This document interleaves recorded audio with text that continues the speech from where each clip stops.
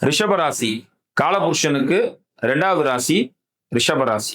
ரிஷபராசிக்காரவங்க சந்திரனுடைய உச்ச இல்லம், சுக்கிரனின் சொந்த இல்லம். பொதுவா இந்த ராசிக்காரவங்க ரொம்ப மென்மையானவங்க. பெரும்பாலும் சினிமா துறையில இருக்கிறவங்க பெரும்பாலான பேர் பாத்தீங்கன்னா ரிஷபராசியை சேர்ந்தவங்க.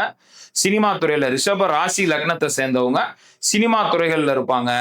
இந்த கேமரா பிடிக்கிறது, இந்த லைட்டிங், அந்த ஒரு சினிமா துறை, அந்த பிரைட்னஸோட அந்த சினிமா துறையில இருக்கிறவங்க பெரும்பாலான பேர் பாத்தீங்கன்னா ரிஷபராசிக்காரவங்களா தான் இருப்பாங்க. ஆனா எல்லா ரிஷபராசிக்காரவங்களும் அப்படி இருப்பாங்கன்னு சொல்ல முடியாது. பெரிய பெரிய ஹோட்டல்ஸ், பெரிய பெரிய 5 ஸ்டார் ஹோட்டல்ஸை ரன் பண்றவங்களும் இந்த ரிஷபராசிக்காரவங்களாக இருப்பதற்கான வாய்ப்பு இருக்கு. ரிஷபராசி காலபுருஷனுக்கு 2வது ராசியா இருக்கிறது.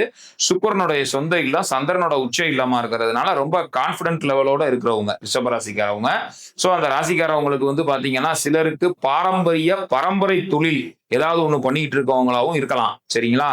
அதனால இந்த ரிஷபராசிக்காரவங்க பொதுவா பாரம்பரிய பரம்பரை தொழிலும் செய்யலாம், சினிமா துறையிலையும் இருக்கலாம், கேமரா பிடிக்கலாம், லைட்டிங் சம்பந்தப்பட்ட விஷயத்துல இருக்கலாம், ஹோட்டல்ஸ் ரன் பண்ணலாம். இப்படி இவ்வளவு விஷயங்கள் இருக்கு. இதுல அவங்க வேலையும் பார்த்துட்டு அடுத்து தொழில் பண்ணலாம், அல்லது தொழிலாவே எடுத்து பண்ணிட்டு இருப்பாங்க. சரிங்களா? நான் சொன்ன துறைகள்ல இது இல்லாம வேற ஒரு துறையில இந்த ரிஷபராசிக்காரவங்க இருக்காங்க அப்படின்னா அது கண்டிப்பா அவங்க ஜாதகத்துல அவங்களுடைய கிரகநிலைகள் தான் நிர்ணயம் பண்ணுது. சரிங்களா? நன்றி.